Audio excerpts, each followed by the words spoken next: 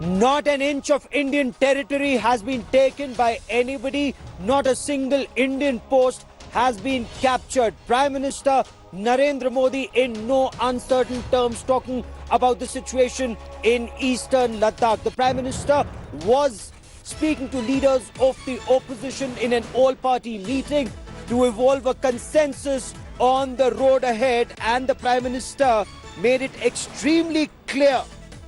A free hand has been given to the armed forces to do what is needed to be done to protect our land. He denied there was any incursion in Indian territory or any Indian post was captured. The Prime Minister also very emphatically spoke of the deployment of the Army, the Navy, and very crucially, the Indian Air Force. This news bulletin comes to you from an altitude of 11,500 feet. We are at LAC, and through the day today, you had Apache attack helicopters, Chinook heavy lift transport helicopters, Mirage 2000 fighter jets, MiG-29 air superiority fighters flying over the Ladakh skies. A very clear statement of intent. Let's listen in to Prime Minister Narendra Modi. I'll get you much more on the broadcast.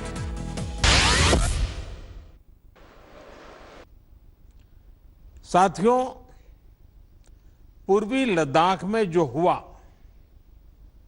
उसको लेकर आपने रक्षा मंत्री जी और विदेश मंत्री जी को सुना भी और प्रेजेंटेशन को भी देखा। न वहां कोई हमारी सीमा में घुस आया है, न ही कोई घुसा हुआ है,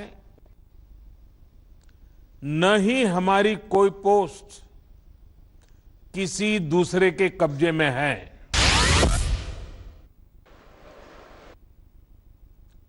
लद्दाख में हमारे 20 जाबाज शहीद हुए, लेकिन जिन्होंने भारत माता की तरफ आंख उठाकर देखा था, उन्हें वो सबक सिखा कर गए हैं। उनका ये शौर्य, ये बलिदान हमेशा हर भारतीय के मन में अमिट रहेगा।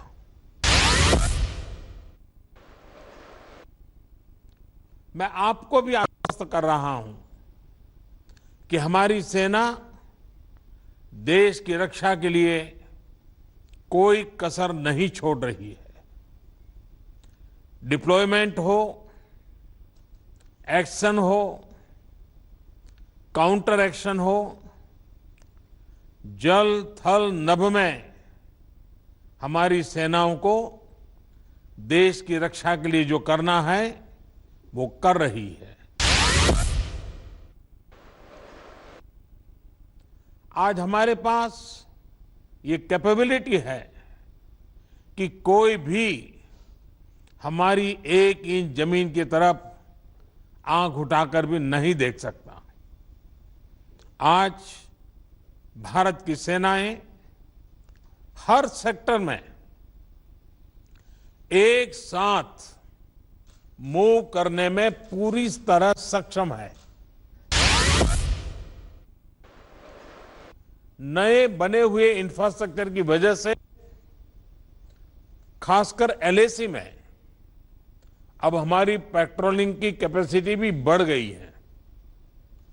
पेट्रोलिंग बढ़ने की वजह से अब सतर्कता बढ़ी है और LAC पर हो रही गतिविधियों के बारे में भी समय पर पता चल रहा है।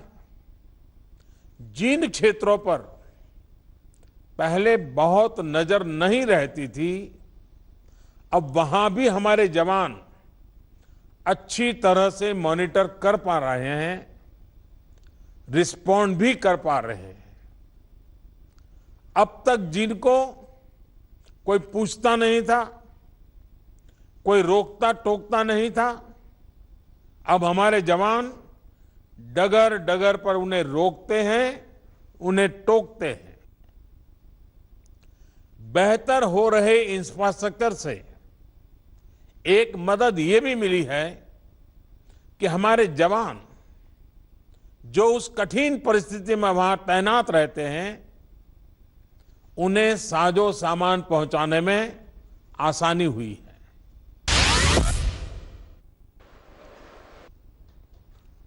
हम सभी देश की सीमाओं की रक्षा में दिन रात लगे हमारे वीर जवानों के साथ चट्टान की तरह खड़े हैं। उनकी वीरता, उनके कौशल, उनकी सूझबूझ पर देश अटूट विश्वास रखता है। That's the Prime Minister responding to various queries that were raised. Remember, the hostilities remain at the line of actual control. India cannot trust China, and that's a fact. So there's massive deployment that's happening on ground. We're in Leh, and through the day today, we watched how frontline fighter jets attack helicopters like the Apache. And remember, if Apache has been moved in here, what's the signal? You have your armor here, you have your tanks here. Apaches are attack helicopters that support the armor thrust. You also have the heavy lift Chinook helicopters, which will enable quick movement of men and material. This is my ground report.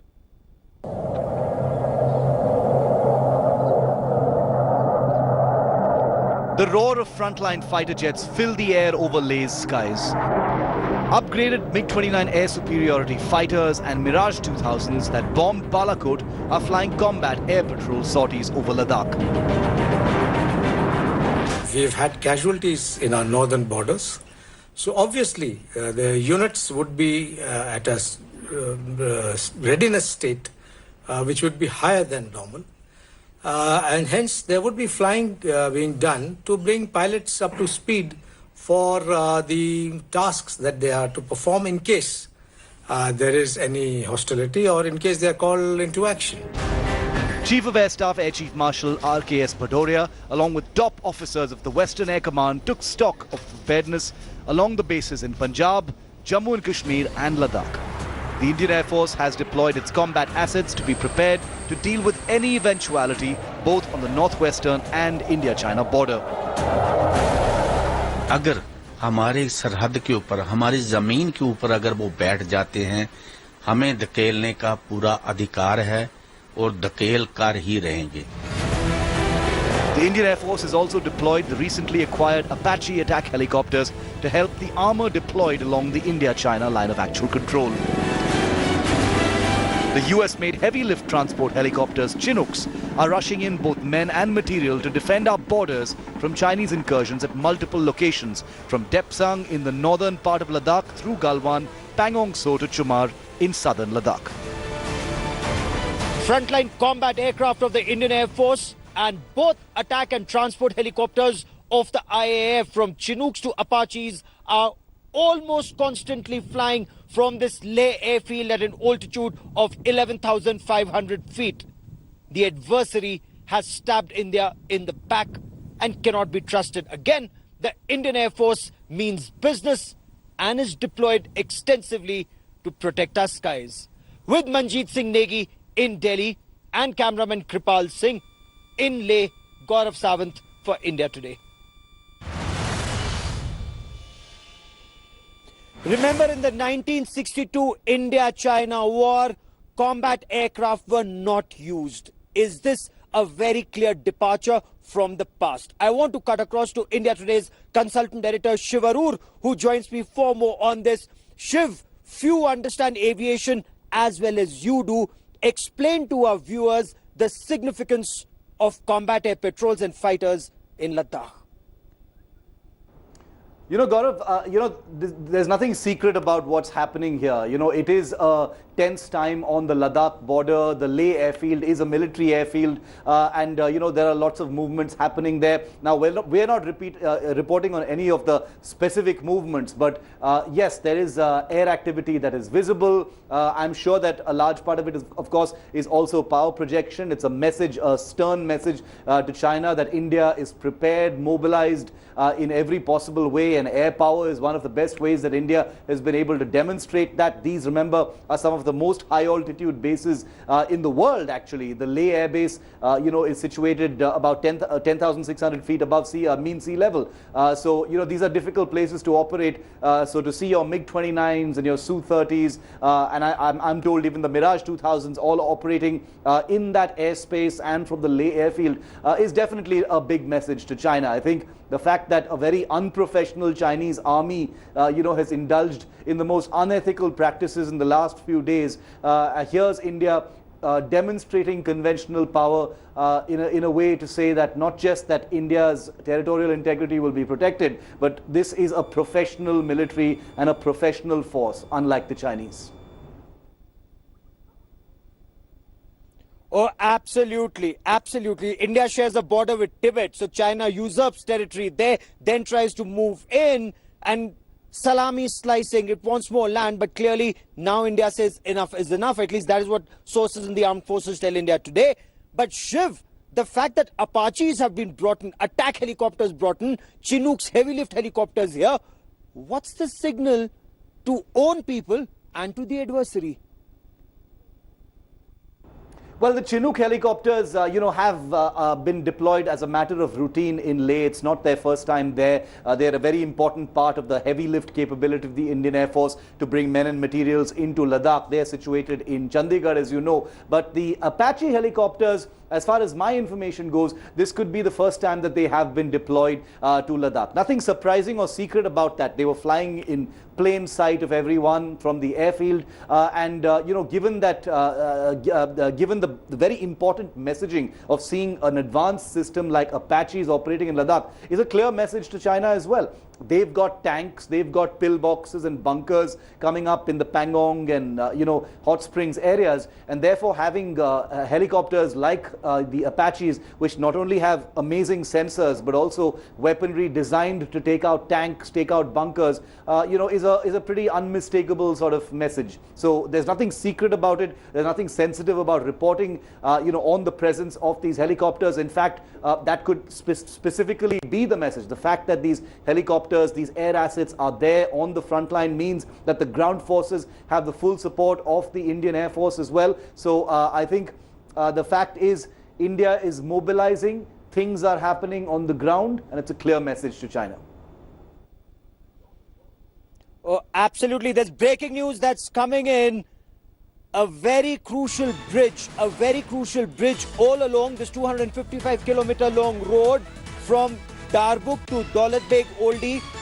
This 60-meter bridge on Shok River, we are told that this 60-meter bridge is something that will enable smooth movement of troops in all weathers. So now this is a very, very crucial 255-kilometer road. Remember, it's been in the making since before 2007. It's just that it never got completed. Post 2014, we are told that a special trust with Border Roads Organization coming under the Ministry of Defence for operations, a big trust was given. Bridges being built, engineers moving in, all-weather road coming up so that Shok, the river of sadness or death, it's unable to stall the movement of men and material. China is very perturbed about this bridge and the Colonel Shivan Rinching Bridge that was inaugurated in November 2019 by Rajnath Singh. All of these are very clear signals being sent out by the armed forces, by the government, that work will continue on this road immaterial what the Chinese think about this. I want to now quickly get into what the Prime Minister said and how's the opposition taking it. I want to bring in Aishwarya Mahadev, the spokesperson of the Congress party, joining me on the broadcast. I also have Lieutenant General Rakesh Sharma. He's commanded the Leh Corps. He knows this area like the back of his hand. He joins me on the broadcast. But Aishwarya, you heard the Prime Minister. He said, not an inch of our territory has been taken, no post captured. Our soldiers give a befitting reply to the aggressors and a lesson that the aggressor will remember. Does that response satisfy the Congress?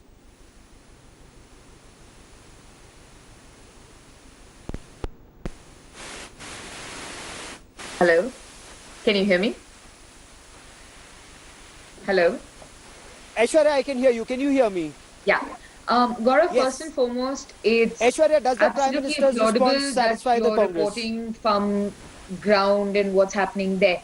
But Gaurav, before I answer to what you've asked me about what the Prime Minister said, I want to say when you ask about what's the signal with all the Apaches and the Chinooks patrolling the skies, which was never done before, the signal, besides the fact that India is capable to respond to any attack, the signal is also that the 9 diplomatic meetings that seem to have happened, which is unprecedented for any Prime Minister, seem to have clearly failed. From the swing sessions of Ahmedabad to the walks on the beach in Mamallapuram, you realize that nothing seems to have happened, and that is very unfortunate for diplomacy.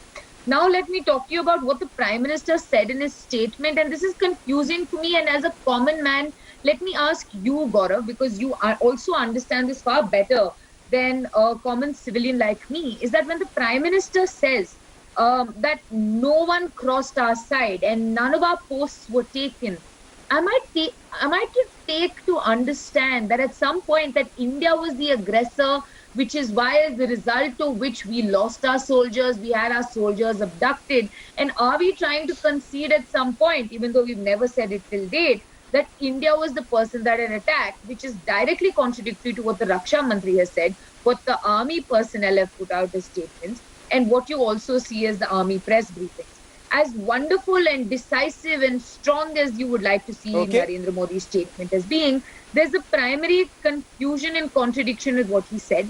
And I would ask you, along with whoever is the BJP spokesperson, to clarify this for me. And then if you do want to talk to me more about the Sharma to respond on the military aspect, and then I'll get Sardar R.P. Singh to respond on the political aspect. More than a Congress. Two parts of your question, Aishwarya. Fine. So there's a military aspect and there is a political aspect.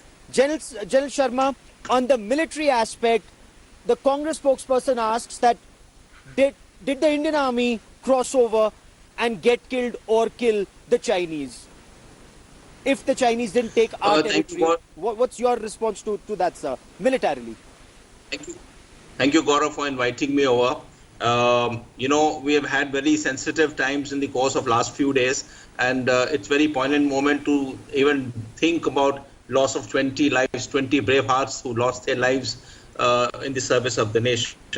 Now, having said that, you are aware that there is a contested border, an undemarcated border for which last 40 years there were meetings carried out from 1981 onwards, the joint working groups and the SRs, only to demarcate the line of actual control, to come down to a exactitude as to where the line rests. And all these meetings which started in 81 till date has zilch progress, zero. There has been just no progress on demarcating the line of actual control, with both sides stuck up into their own claim lines and own perceptions as to what the line was.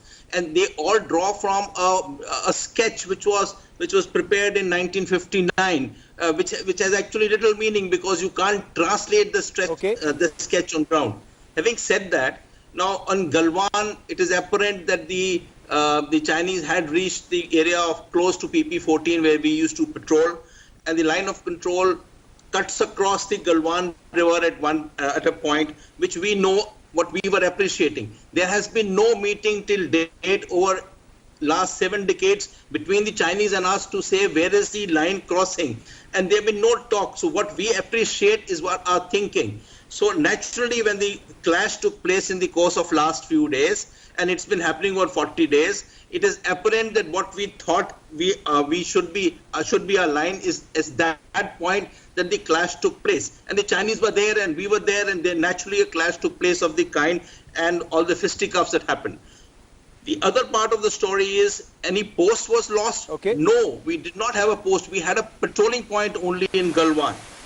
On the other side, on the Pegongso, to answer the question, which actually brings us to the point, but that's a separate debate for another day. Why didn't we have a post there when it's so crucial for the protection of the road that goes all the way up to Daulat Beg Oldi? But that's another debate. Let me bring in R.P. Singh on a very pertinent point that Aishwarya Mahadev of the Congress raises. R.P. Singh, all the hand-holding at Wuhan and at Mamallapuram came to a not. We lost 20 brave hearts to the Chinese, to the treachery of the Chinese Communist Party's army.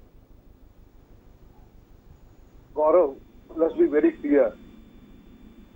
We can have a relationship we can have meetings, and when it comes to standing steadfast, we are there standing steadfast behind our army. We try to build up a relationship with Pakistan. We give a befitting reply also twice to Pakistan.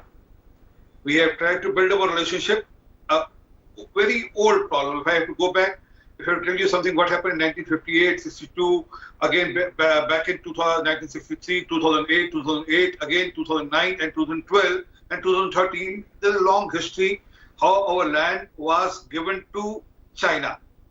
And when Prime Minister says not an inch of land has been given to China, it means not an inch of land has been given to China. And then can you give me? And just few days back, Then our let me general take also this said the question. same.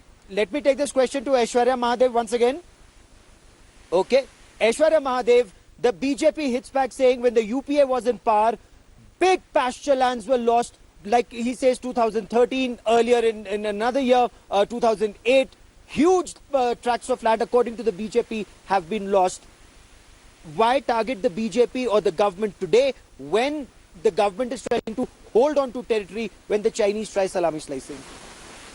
You know, Gaurav, there used to be a time when even if the direction of the wind fluctuated in the borders, that the BJP would cry foul and goddamn murder at that point. But now when we ask the pertinent questions, it seems to be a problem. But let me give you a clarification, right?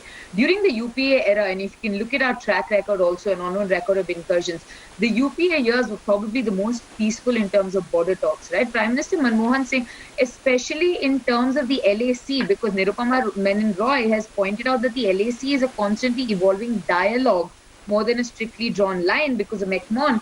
You see that the dialogues about the LAC we had several times. The 1 year we will concede was in 2013, where we had the most number of incursions and also casualties, to which response we created something called the Mountain Strike Force. We also basically seized up on the level of interaction we had with China, because we said, you know, there is only so much for diplomacy, but we won't even play detente. Okay. We will basically play to our strength and keep our borders fortified. We created a large corps called the Mountain Strike Force. And in the past 50 years, the UPA years were the most peaceful in terms of the way of Indo-China relationships had actually gone past. And this is actual history, Gaurav, and I'm sure you will be able to verify.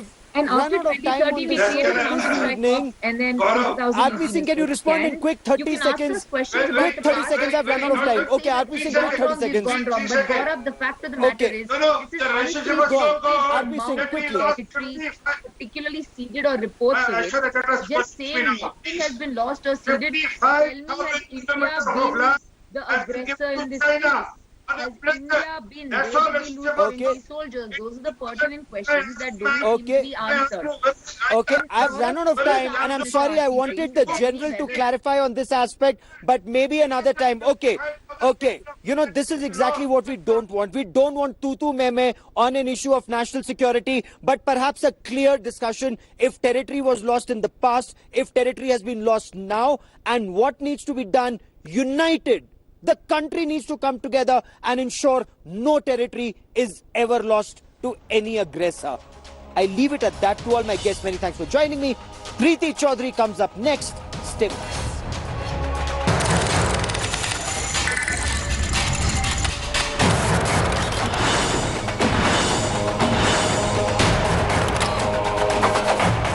Hi everyone, Preeti Chaudhary here. Hope you like this video. For latest news and analysis, like and subscribe to the India Today YouTube channel. And don't forget to press the bell icon to stay updated. Thank you for watching.